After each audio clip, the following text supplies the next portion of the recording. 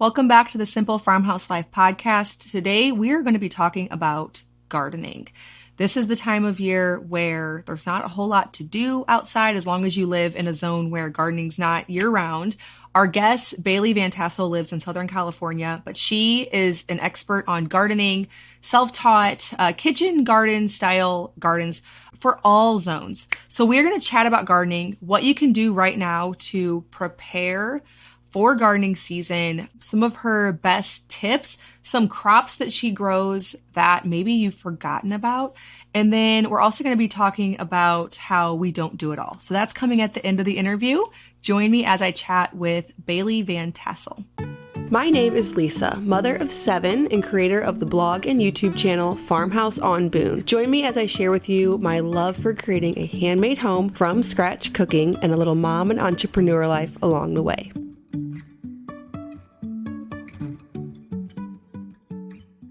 All right. Well, thank you so much, Bailey, for joining me to talk about gardening. It might seem like an odd season because we still have several months here. I know where you live, you're actively gardening year round, but January is the time that us Midwesterners do start thinking about gardening because, we don't have a whole lot else to do. So it's fun to dream. So we're going to talk about that. But first, tell us about you, your garden, your family, your podcast, whatever else you want to share.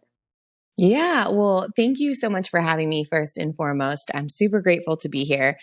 And I know I get a lot of people that are like, I can't believe you can garden year round.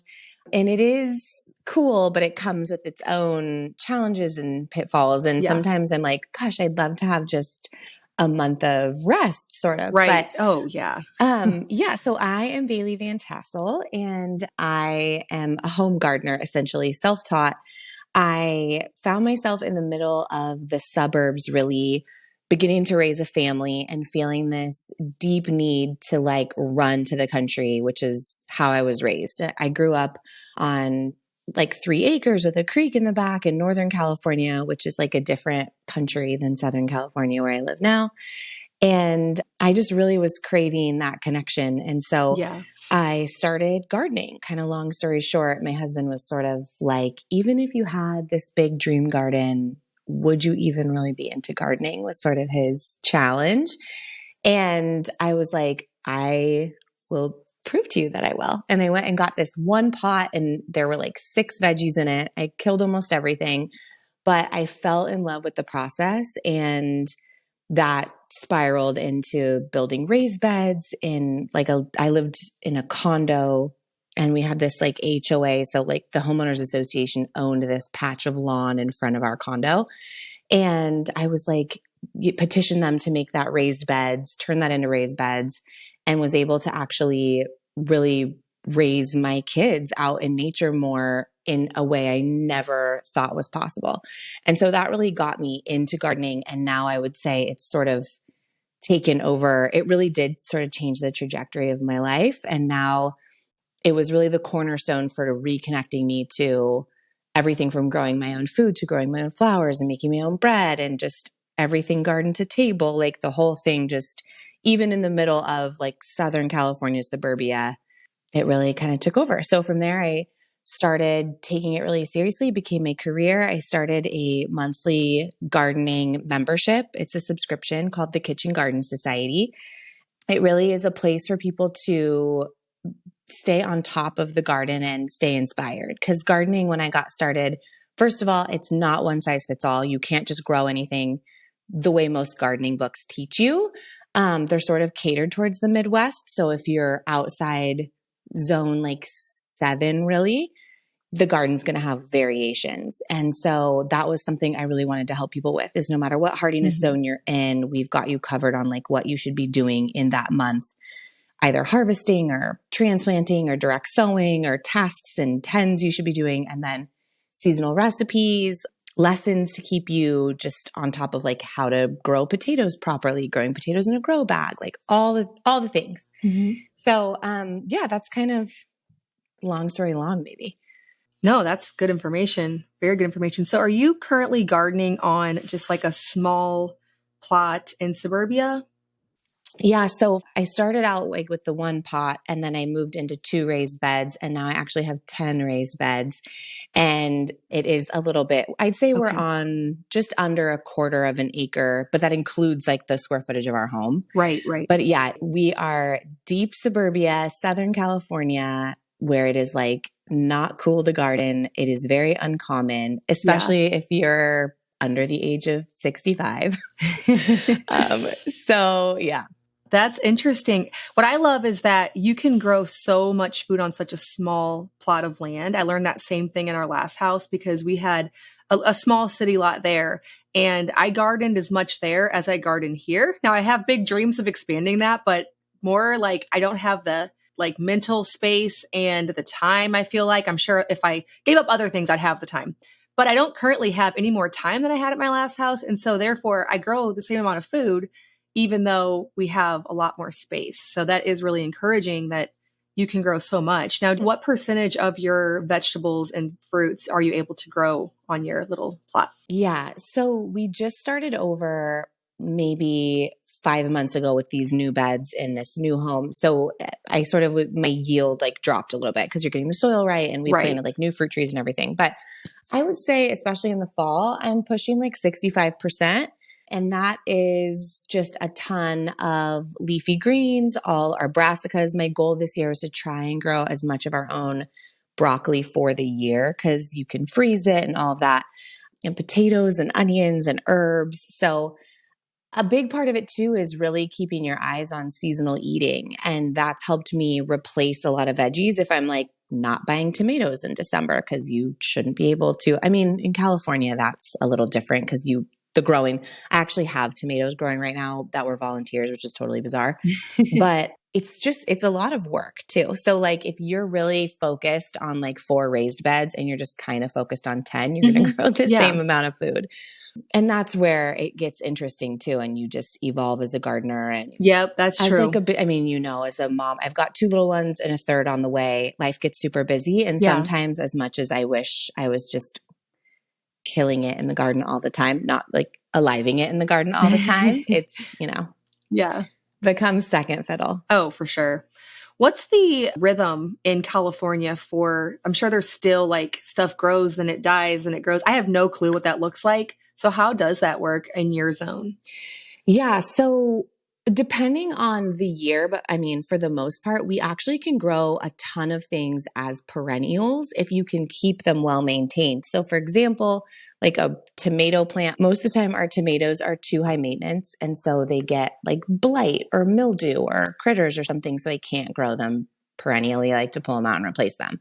Okay. But the climate is mild enough that we could. I would just say that our seasons are sort of flipped, where for me, fall is almost like spring. I can grow Okay. so much more and in so much more abundance because there's less heat. Hmm. There's more water. I mean, we really live in a drought almost all the time. California, for the Great. most part, is like a desert, especially Southern California. So that is really crazy. So we don't get any hard frost whatsoever. We will maybe get temps below the 40s, but that's super, super rare. So I don't really have to worry about that. Hmm. However, I can't really overwinter anything, which is a benefit of frost when it comes to brassicas and carrots and some of those good root veggies. So yeah, and the rhythm is just really spread out. So, we don't have like, usually the month of April for gardeners is super stressful. Everyone's like getting everything in for spring and getting everything ready for summer, and some things are coming out and going in. And that's a really low key time for us because we really have to Oh, wait. We have a later summer, and then our fall is really kind of fall winter. And then end of winter, you can get started. We get like an early spring and a late spring. It's really weird. it's just so different from everywhere else. It's just, yeah, like I'm sure you've learned your rhythms over the years. Now, have you always done raised beds? And if so, what advantages do you see with that? Or when do you feel like people should till? I'm sure in small spaces like you have in Southern California, because everything's, more expensive and people don't have acres of land, it's probably almost always raised beds. Is that why you chose that option? Um, kind of. So I actually have grown in ground. While we were waiting to have this garden built, I had like a year and a half where I actually grew in ground with berms. So I built these like raised soil beds without edges really, because the soil here is super, super dense clay that lacks a ton of nutrients. And so I Okay. knew it wasn't going to be permanent because, yes, the raised bed gardening is so much more efficient and effective. And I didn't feel like I had the time to invest in either a no-till method or amending the full space. I wanted to just pop up the garden and get going, for better or for worse. So when I grew in ground, things actually did okay in the fall, which is like our better season. And there are a lot of vegetables that you can really push. If you start them by seed in ground, they'll push through that clay soil. But they'll just be weaker veggies and smaller yields, and just, it's not ideal. So Yeah. that is why the raised bed gardening is so much easier, and you do get a bigger bang for your buck because, yeah, I mean, getting land out here is crazy, crazy, crazy Yeah. expensive. Yeah. And then finding, like, I remember telling my husband, like, I want to find a small house on a big piece of land. And that's also not really like the suburban way anymore. Right. So it was hard to find even just space on a property. But yeah, the raised bed is really the way to go. And you just have so much more control in general, especially we live kind of near a hillside with critters. And so we can control with gopher wire at the bottom of the beds. We can cover with bird netting. You just have so much more control. And then from a soil Mm-hmm. perspective, you're bringing the soil in and you don't really have to amend it as much. However, you don't get to benefit from that. Like the soil web and the ground is always going to be, if you can get that to the right place, the healthiest option, because we've got Mother Nature on our side, giving us like, all of her little micro bacterias and the good stuff.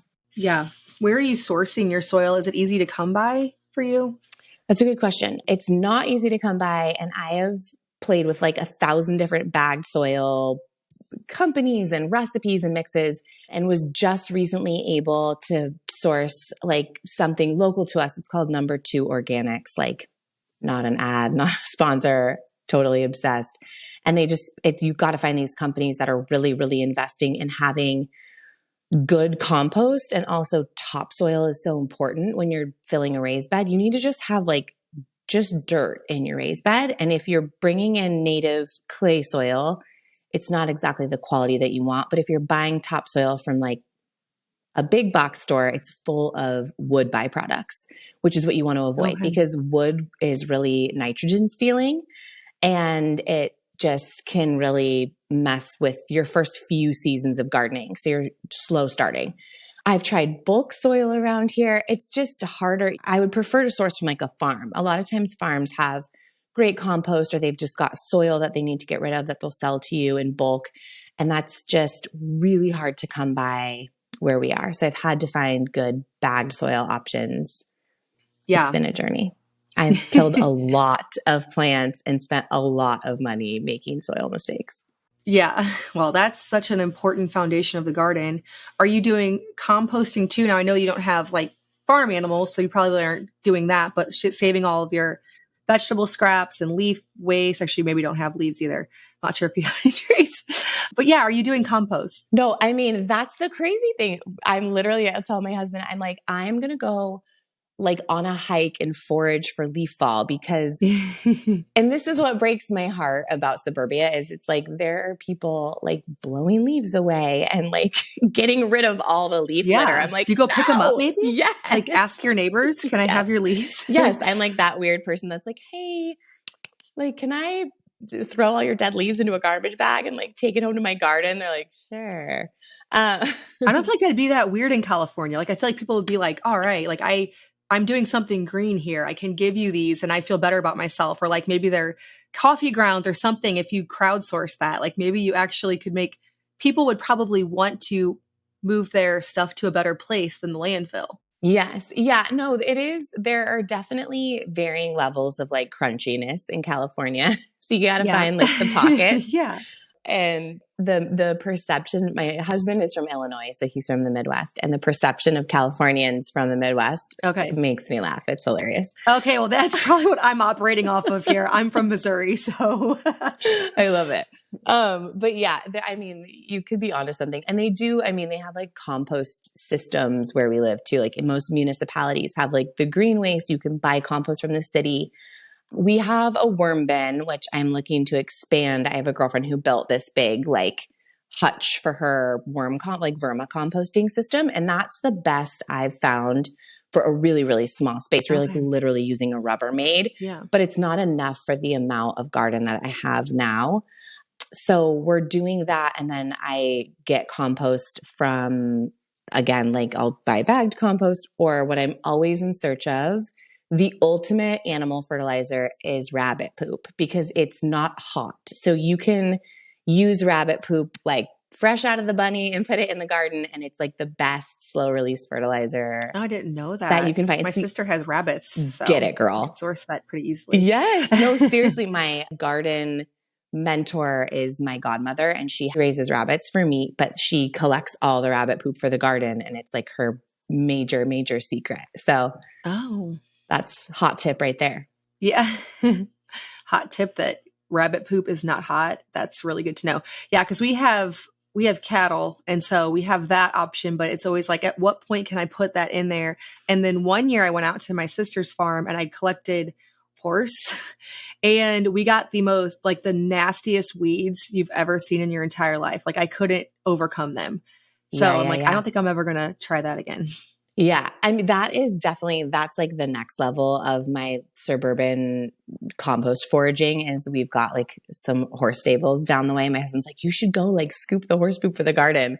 I'm not above it. I grew up with horses. Like I would love it. But yeah, I mean, the horses around here with the trails, like if any of those native plant seeds got in the garden, it would be game over. We'd just be growing like thistles. That's exactly what happened to us. I forget, they were like these terrible, hairy, thorny, like the worst weeds I've ever seen. And I couldn't ever get, like, that whole year was just ruined. And so I have that in my head now. I'm like, I don't know what those horses were eating, but it was not the right idea. And I'm afraid, I don't know, I'm afraid now of like certain poops like that. So that's a whole thing to figure out too. It is. It's delicate to figure out how to age manure properly. I got a bunch of chicken poop one year too. And I was like, okay, how old is this? Like, how old is the youngest part of the chicken poop? Because you just don't want to. Yeah. The soil can be sort of fragile, not to deter anyone from gardening. Because that's always my thing is like, just you'll overcome it. Like, just get soil in the ground and we'll figure it out. Yeah. But I know. For the most part, yes. Right. Yeah. But yeah, once you start really getting into it with manure. Yeah. Even that year, if we would have like, I guess we could have overcame it. It just became like, okay, I'm going to buy my vegetables at the farmer's market this year. This is just like too much work to get rid of these weeds. But a lot of times, if you can get past here, I don't know, in your zone, it's different, but if you can get past about June with the weeds, then everything's tall enough that you don't really worry about weeds anymore. Now, is that something you experienced because you never like have to completely start over? Are the weeds like continuously crowded out and not a huge problem every year? Yeah. I've actually never experienced that, like a garden being overrun with weeds. For one, I mean, truly, like the nature here in Southern California, it makes me sad. Like, there's just not, I mean, it's so barren naturally here. Okay. Or the hillsides do have like wild mustard or something like that, but there'll never be, we just don't even get enough moisture Oh, that for makes weeds to like sense. pop up overnight. So, yeah, but also the beds are usually full for the most part. I rarely have an empty bed, and I'm dabbled in like cover crop, but that's rarely even really that necessary because again, I mean, I've always got garlic, onions, potatoes going like through Something. winter, kale. Right. So it's nuts. Have you ever found that there's anything that you can't grow in your area or anything that grows especially well because of where you're located? Yeah, I have a really, really hard time growing carrots because it needs like anything high moisture that needs high moisture to germinate. And then simultaneously, Hmm. like carrots as a root veg don't like to be transplanted. So they're just tricky to really grow successfully. Same, I've had a really hard time too with beets, radishes are hit or miss. And then, They probably like cold, so maybe that's the challenge. Like for me, those are early spring things. yes, exactly. So we don't get a ton of that cold. And then sometimes, like even just the delayed heat too. Like sometimes you need that high heat to really Hmm. ripen things. Like I have a hard time even with beans sometimes. Like you just really have to hit it right with some of those crops. But in terms of what does well, like the leafy greens, like lettuce, kale, Asian greens, like that's all I can figure out a way to grow those almost year round, just no problem. Oh, wow. I usually do really well with peas grown in the fall, winter. And then herbs usually do well because if they don't love the sun, they're fine in the shade. And my all-time Hmm. like favorite plant of all time is nasturtium, which is an edible flower, but like the leaves are Okay. edible and the seeds are too. And those do really, really well in our climate. And a lot of people are just like, I cannot figure out how to grow those. Okay. Yeah. So it just depends. And we usually do really well with squash. Like that's something that's pretty easy for us to grow even from seed. Okay. You just have to stay on top of like getting air in those leaves and powdery mildew, which is an issue for us because of humidity. Right. Yeah. Yeah. Those are always an issue. That's always an issue for me. And then also squash bugs are a problem. I'm not sure if you guys get a Mm. lot of that.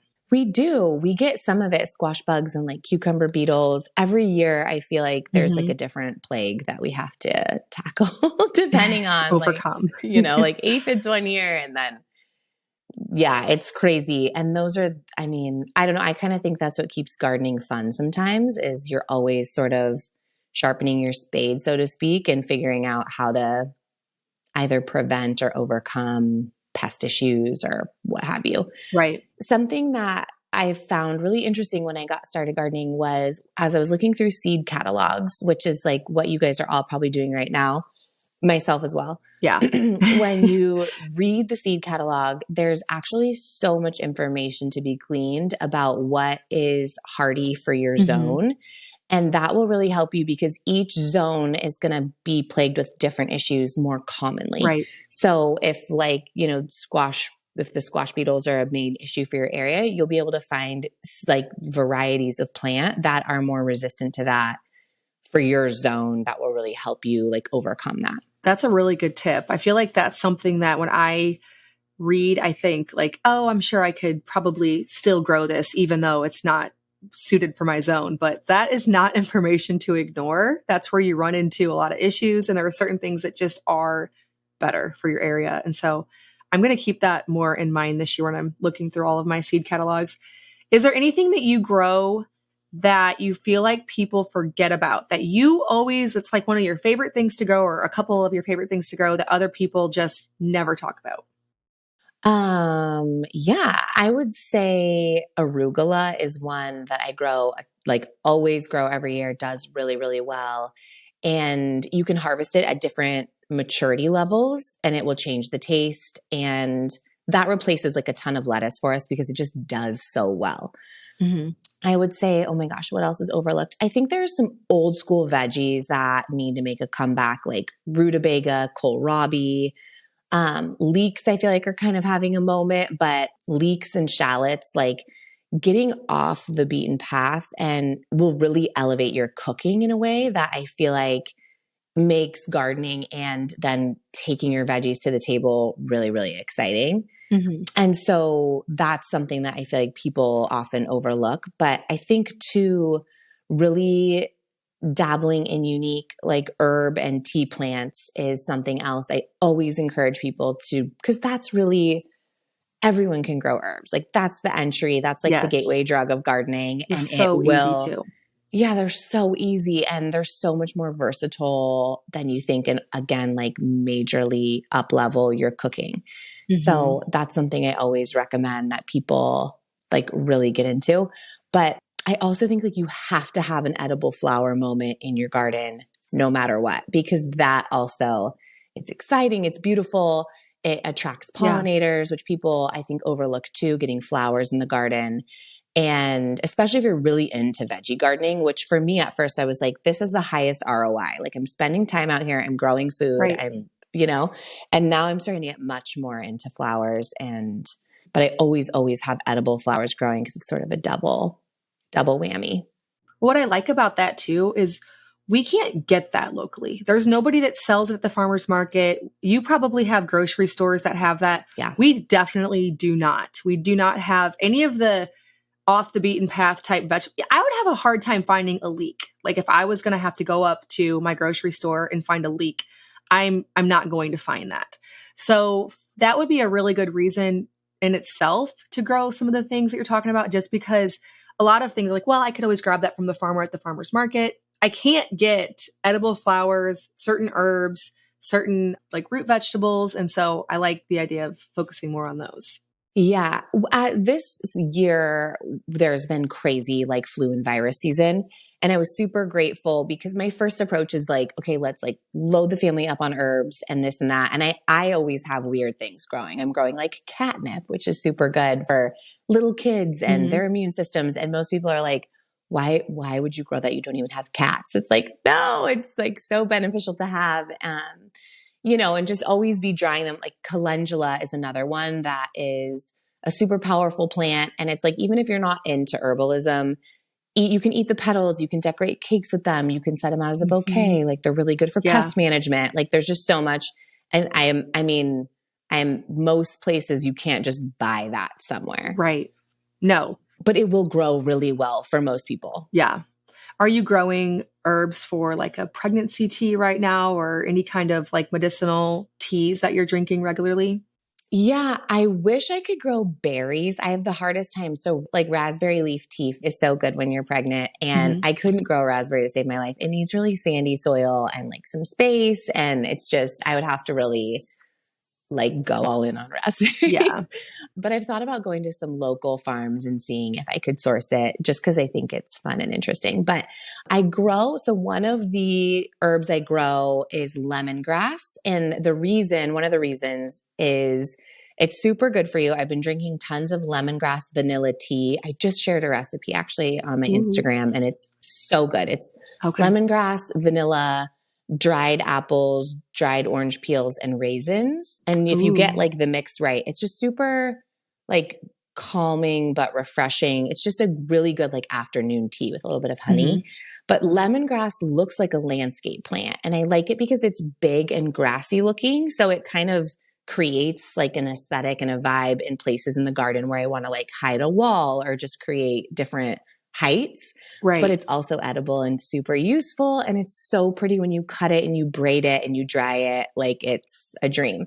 So lemongrass is like a new favorite that I think everybody should be using. It's great to add to like a chicken noodle soup, just really like bump up your immune system a little bit. Yeah. I love the idea of those kind of plants because you might have a limited garden space, but then most people do have like a spot around their house where they can plant more of those like ornamental things that look also like landscaping. I like the idea of being able to incorporate something that works for both. That's a really good tip. I want to take a break from this episode to tell you about this month's sponsor, Toops & Co.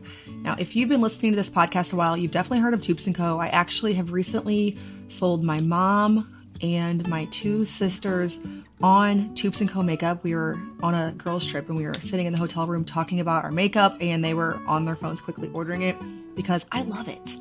I love it because it not only is natural and uses quality ingredients like grass-fed tallow and oils and things that you recognize and nothing that you don't, and that's really bad for your skin and bad for your health. It can go into your skin, which is your body's largest organ, and actually affect your health whenever you're not using natural things. But not only that, it actually works. So I just had to update my foundation for my winter skin. I have to always get like a darker shade in the summer. And I also got the Toops & Co. mascara. I hadn't tried that yet. I have their bronzer, their highlighter. I have like their whole line of makeup now. I keep adding to it. I really love the primer that goes underneath the foundation. And of course, the skincare, especially right now in the winter, my skin needs the extra hydration. And so I've been loving their tallow balm and their oil cleanser, the sea buckthorn oil cleanser. It also moisturizes and cleanses. I can't say enough good things about the company and their products. So they're made in America by a small company. I'm actually now friends with the owner as well. And just a genuinely awesome company that you can feel great about supporting, and also the products are amazing. So head on over to toopsandco.com. To check out their organic skincare, whether you're in need of moisturizers, cleansers, or their makeup, you can use the code FARMHOUSE to get a discount over at toupsandco.com. I saw that you had a reel over on your Instagram that was 5 things we can do right now in the winter for our gardens. So can you talk about these for all of us who are just getting excited for garden season? Yes, for sure. So the first thing I always recommend, if you're not doing this, don't panic, but is to like review your garden journal or just kind of sit down and reflect on what worked in the garden and what didn't, what your pain points were and what your major successes were, just to reset yourself and kind of get your mind right before you like binge order seeds or transplants. But I think it is really critical to sit down. And then the second component to sort of reviewing the garden journal is to set an intention for the next year. So an example of that is some years I grow for major abundance of like core crops, and I call them like my hero plants. So it's like I would like Right. to replace all onions with my garden. So that would be a major goal, whole beds dedicated. And it's like that tends to be, I go through these cycles like every couple of years where I'm just growing a ton of a few things. And then I'll have some Right. years where my goal is actually to like branch out and try growing new things and like, push the limits of my zone or to like, invest in the swing seasons more. And for people that have maybe like a greenhouse or a cold frame, maybe your goal for the garden is to like, grow more greens, or maybe you want to do more cut flowers because you found that brought you tons of joy and you spent $10,000 at Trader Joe's buying cut flowers like some people. So whatever your goals are, think about that before you start planning. The Right. second would be to like take this time to really map out your garden and keep into consideration crop rotation and succession sowing. So obviously, like if you grew tomatoes in, your fourth bed, try and move those around so that your soil doesn't lose out, like doesn't miss out on too many key nutrients. And then also making sure there's enough space for veggies that you are going to succession. So like for me, I will plant like broccoli and cauliflower 3 separate times. And I always underestimate how much space they need and then kind of get off track on that and not grow as much as I would want. So that's kind of number 1. Number 2, I would say go through your seeds. Most seeds are good for 3 to 5 years, but the germination is going to decrease. So go through your seed storage, toss old seeds as much as that will literally break your heart, but go through what you truly need and don't need, because I feel like we all get those catalogs. I feel like a little kid when you're like going through the Yep. Christmas catalog, like circling things. And Yeah. so obviously do the seed catalogs, but like, be smart about it, go through it, read the details on it. I always buy things that are like not hardy to my zone and probably bring a ton of pests. Like we all do it. Yeah. But, the seed catalogs are a whole part of it too. The other thing I would say is like taking time to fully map out your garden, like I said, with the crop rotation and seed succession sowing in mind, but thinking about what is going to go on your trellises, what's going to go on the edges and corners of your beds where things can spill over to really maximize space. That's always something important to do. And then number 3 or 4, I'm losing count, would be to totally go purge your potting shed and clean all your tools and take inventory. So really getting in there and like disinfecting any shears, anything that prunes, making sure any soil, or if you do use fertilizer, like any of that that's being stored is still quality and still useful. It's really smart to clean out and sort of sanitize any empty pots, especially if it's porous like terracotta. You really want to make sure that old plants and old soil, there's always like a crust of soil left over in those pots. You want to get that out and make sure that's all clean. So these are all like really, really good tasks for the winter gardener that wants to like get ahead of the game. Right. And usually this time of year too, I'm investing in like new gardening books and kind of getting started on that side of things. And I mean, a mixture of learning new skills, but also I'm always diving into like even fiction books that have like fun gardening themes, herbalism books, like all of that stuff. So it's a good time now to sort of update your library and kind of update your skill set. Yeah. Research time, sitting by the fire. That sounds like a perfect winter task. Now, where are Yes. some of your favorite places to order seeds? Where do you get catalogs from? Where are you looking at? Yeah. So I love Territorial Seed Co., Baker Creek Seeds, and Johnny Seeds. Johnny's catalog has like the most comprehensive information. Baker Creek is like a sweet little family. They have tons of really unique heirloom varieties. And then Territorial Seed Co., I buy like my garlic from there and a lot of like really unique and interesting plants from them. So it's always just a mix. And some years, like I really wanted to plant like, what is it, Jimmy Nardello peppers. And, only one of those three carried them for the year. Okay. So it's always, I usually have like a very specific list and sort of cross reference who has what. But those are my top three. Those are the catalogs I always get every single year. Renee's Seeds is really good. Botanical Interests is really good too. I'm mostly looking for heirloom organic seeds because I want seeds that have open pollination. So when you go to the grocery store, a lot of times you actually wouldn't be able to regrow a plant from a seed from the grocery store because they have genetically modified the seed so that you can't do that to sort of perpetuate the beautiful cycle at play. And so you want to find these heirloom seeds that are openly pollinated so that you can actually continue to save your own seeds and continue to grow your garden that way, which I think in this day and age, as much as I never want to play into any crazy fear tactics or any scarcity mindset things, I really think it is going to become very crucial for us to learn how to grow veggies and flowers from seeds, save our seeds, and then invest in using those each year. They'll also better adapt to your zone, your microclimate in your garden, and create higher quality plants because the seeds are adapted to like where you are. So that's always what I'm looking for in seeds as well. And like get picky about seeds. You get what you pay for sure. Now, are you doing all direct sow or do you start them indoors at all and bring them outside? Or is that not something that you have to do where you live? I do a little bit of a combo. I don't have a ton of space to start a bunch of things indoors. That would be ideal. I think there's this very glamorized, like, sometimes I don't know. When I got started, I was like, I'm only like a gardener if I'm like starting everything from seed. But it's not the case. I do a combo, honestly, and it depends on just my life and how busy it is. But there are some things that just don't do well if they're not direct sown, like peas and beans and beets and really any root Yeah. veg, talking potatoes, even corn really likes to be direct sown. So I respect the laws of nature on that. Let a corn be a corn, plant it directly.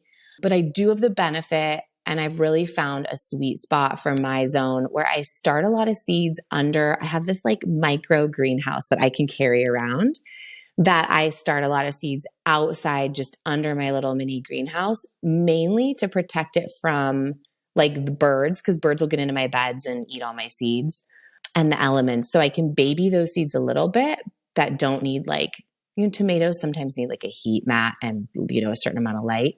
But we can typically grow Right. most Yeah. things outside year round. And then I don't have to go through the process of really hardening things off, which is for some reason like the garden task that I Hmm. cannot like overcome. It's too much I responsibility for know. Me me. neither. I know. Same. I am so much better, even in my zone, which I know some zones, if you don't start stuff indoors, you aren't going to have a harvest. But I do live in a long enough season that we actually can direct sow as long as we get it done like right after the last frost. And so I definitely prefer that method. I almost always every year start seeds indoors just because it's like a ritual. It's what you do. But I've had so many years where Yes. I do it and then none of it ends up like my stuff that I put directly in the garden ends up passing it up. So I know there's art to it though. Yeah. I know. Well, and I feel like my seedlings always get leggy. I never get the right amount of distance with the light, and I'm not adjusting the grow lights, and like I'm not, I mean, I don't know. I can't like really keep houseplants alive either. For some reason, I've just decided that Right. houseplants are not for me. Like I have children in the house and husbands and dogs in the house. Like that's what we're keeping alive in the house. Yeah. So, Yeah. but I think too, like with nature, especially where you guys are, the rain has so many more nutrients. It's such a higher nitrogen content than what you're getting from like well, depending if you're on a well or city water. But Yeah. there's just something about like actually growing things in nature that will always do better. Yep, there is definitely something about that. I remember my husband's grandpa, he was always like, he always gardened. And so I always asked him a lot of questions because he had so many years of experience. And he was a big believer in the rain is just different. Like I'll water my plants if I have to, but it just does not do the same thing as the rain does. And we thankfully get plenty of rain here most years. This year was actually pretty bad, but normally we do. And so we can rely on that. And it does just do so much better than from the well. I don't really know what the deal is, but it totally does. I love that. When you cook from scratch in your home, one thing that you might notice if you're new to this whole endeavor is that you need a lot of salt. Whether you are simmering bones for bone broth, got to add a lot of salt to that because store-bought broths come with salts that make it delicious. You got to add your own. Whether you are making ferments like sauerkraut, where you need a tablespoon of quality salt for each head of cabbage. Sourdough, obviously you don't feed your starter with salt, but every recipe calls for salt. I have 20 grams in my 2-loaf recipe. We use a lot of salt in this family because it is good for you and none of our foods come pre-salted. Now, because I am trying to source quality meats, quality milk in our home, I take that very seriously. It's a priority. I also want to make sure that we are sourcing quality salt. That is why I love using Redmond Real Salt. I can trust that I am getting a high quality salt for all of my from scratch cooking, my ferments, my recipes. They all turn out beautiful with my Redmond salt. And one thing I really don't want to do is run out. How many times have you gone to just make a simple meal and it's all from scratch, so there's no added salt? You're out of salt. You almost have to run to the store for it. I have been buying bulk 10-pound bags of salt so that that does not happen to me. We don't have to rebuy that very often, but it's so nice having a large stash of that in the pantry that we can often pull from and refill the jar that sits by our stovetop so that we never run out. Redmond Real Salt is offering Simple Farmhouse Life listeners a discount. It will be automatically applied when you go to the link bit.ly/farmhouse Redmond. Again, bit.ly/farmhouse Redmond. I just clicked that link to make sure that everything still worked with it. I added a 10-pound bag of salt to my cart and saw the discount. So make sure to head over to Redmond at bit.ly/farmhouse Redmond, get your discount, and make sure that you never run out of high quality salt for your from scratch kitchen. Okay, anything that you wish you knew as a beginning gardener that you know now? Kind of like I've mentioned before, I really wish I had leaned into my specific US hardiness zone from day one and really sort of taking that as like Bibling that as like what I really needed to stay true to kind of like lessen the learning curve. And I think also there's a level of ignorance with the beginning gardener that I really enjoyed. And I really loved like not knowing some of the challenges I was going to have to overcome. And I just kind of I fell in love with it before I was like, oh my gosh, some seasons are, I guess this is what I would say. Some years are just going to be hard. Some seasons are just going to be bad. Some years are just not a tomato year. It doesn't mean you have a black thumb. That doesn't exist anyways. But like, just keep going, keep testing things, keep finding ways to stay excited, because I think the benefits far outweigh the costs emotionally, spiritually, psychologically, like nutritionally. It's just keep going. But I would say really study your hardiness zone, get to know your garden, and play with things, like move things around your space. A lot of times too, I'll just have something that's getting too much sun and I just move it to a shady spot. And plants are more resilient than you think. I feel like kind of like children, like they're going to be okay. You can move, your marigolds, like even though they're partway through growing, they're really going to they're really less fragile than you think most of the time. Yeah. Alive stuff just has this drive to stay alive. And so that is definitely something true, that stuff can do better than you think about. How many years have you been gardening? Oh man, probably like at least 12 or 13 at this point. But I'm not a super serious gardener. That's the thing. Like I have definitely put in a garden every year for the past 13 years, but some years are a lot better than others. Yeah. Do you get your kids out there with you a lot? I do. Each year, I'm like, okay, next year I'm going to get the kids out a lot more. Next year, we're going to make this like a daily part of our routine. And we really need to somehow get that. Like we have dairy cows. And so every morning we go out, we milk the cows, we have certain chores that we do every single day. And somehow we cannot get that groove with the summer garden. And so we put it in and then we like kind of ignore it for 5 or 6 days. And all of a sudden it's like, oh my gosh, we have to weed everything and harvest. And that's something that I'm really wanting to get better about, is actually making it to where it's just a little part of our routine. It's not that much time, but every single day we all devote a little bit of time. And I feel like at the beginning of the season, we do that. And then it just slips and slips and slips like all the way until August or September. And I'm like, forget it, which is why I'm like, I really can't appreciate that we do have that break. Like no matter what, right now, there's nothing that I can do out there except for plan and dream. And so I see how that would be in some ways have its benefits, like you were saying, over having a garden year round, because it is very fun, but it's very nice knowing that there's nothing I can do right now. Yeah, for sure. I think like the blessing and the curse too. I mean, for me, I don't have any irrigation right now, and I actually never have had full on irrigation in the beds. And that's what's getting me outside is what I have to water.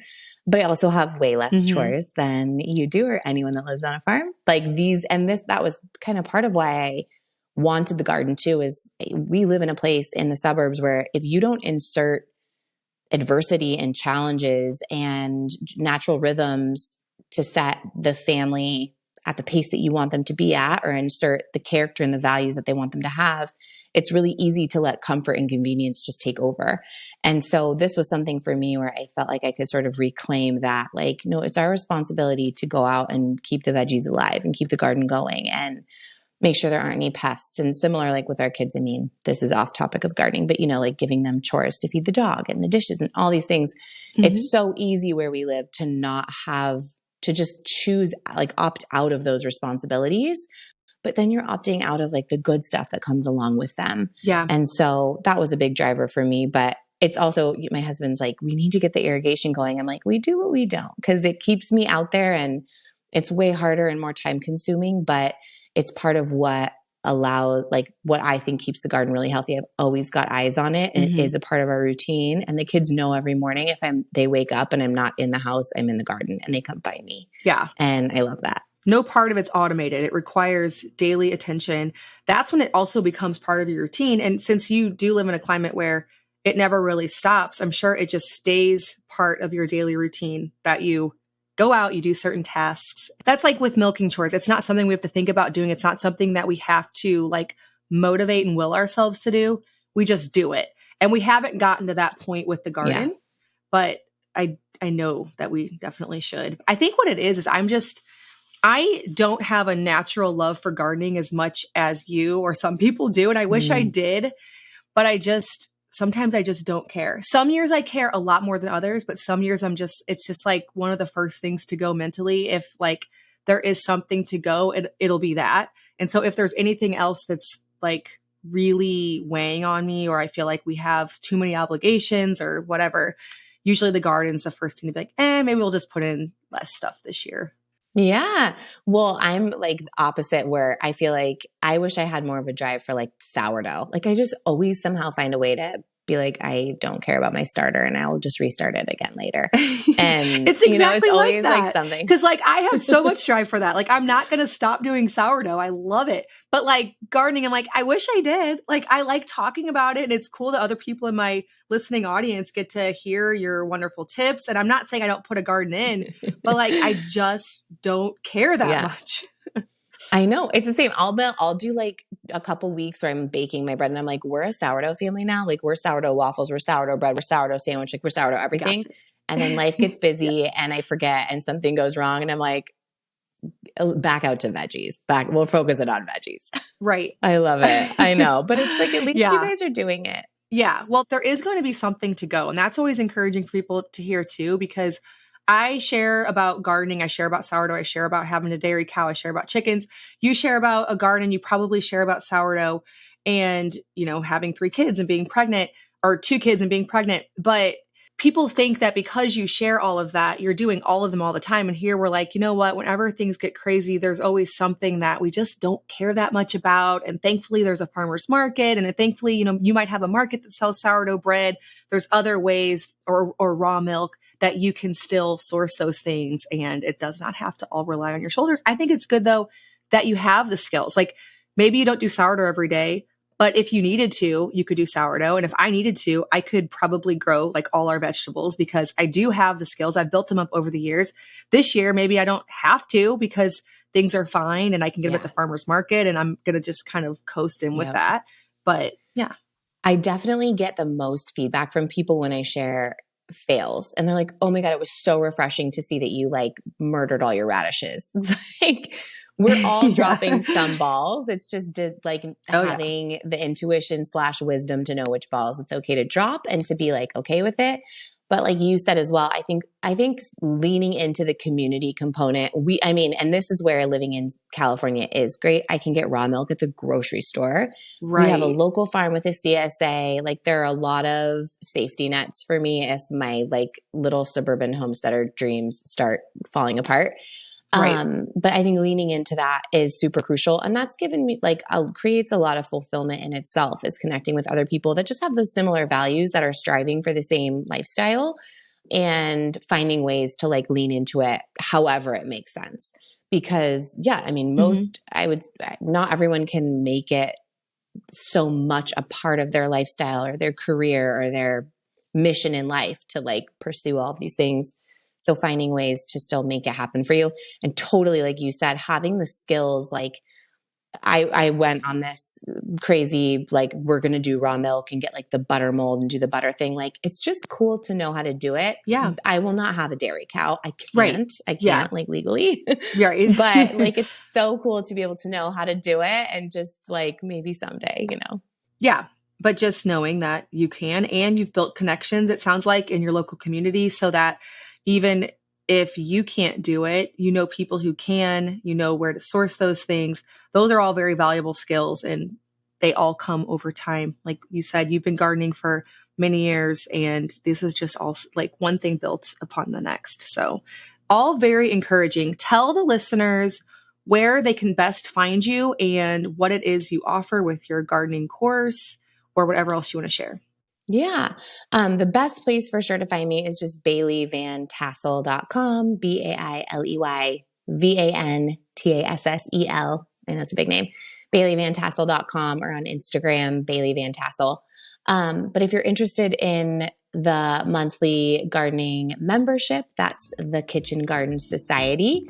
And then I do have a podcast and we're going to twist your arm and get you on there talking about things. And that's called the Garden Culture Podcast, which is available like wherever podcasts are. So awesome. Yeah. That's pretty much it. And yeah, January this month is all about, I'm doing like a huge master class on planning out the garden. So that will be like, if anyone's into gardening, that'll be a fun thing to do. Oh yeah, that's an awesome thing to be thinking about right now. And yes, I will join you on your podcast. So go ahead, follow along with the podcast and we'll be doing an episode probably in the next month or two on there as well. So, all right. Well, thank you so much, Bailey. This has been very encouraging and helpful and exciting to think about the upcoming season for all of us non-Southern Californians, which is probably most. So thank you. Yes. Thank you for having me. This was such a pleasure, such a treat. All right. Well, I hope that you enjoyed this interview. As always, thank you so much for listening, and I will see you in the next episode of the Simple Farmhouse Life podcast.